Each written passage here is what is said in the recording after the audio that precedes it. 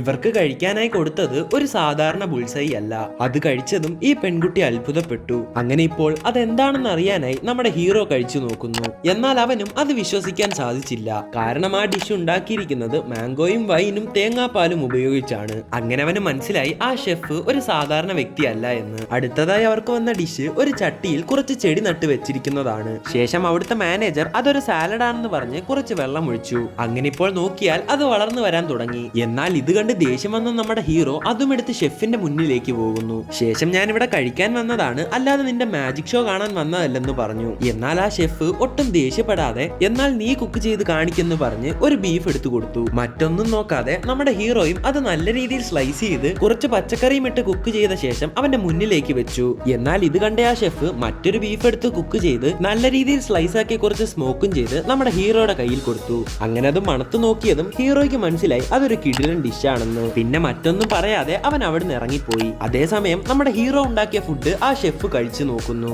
എന്നാൽ ആ ഷെഫിന് അത് വിശ്വസിക്കാൻ സാധിച്ചില്ല. കാരണം അതിന് അത്രയും ടേസ്റ്റ് ഉണ്ടായിരുന്നു.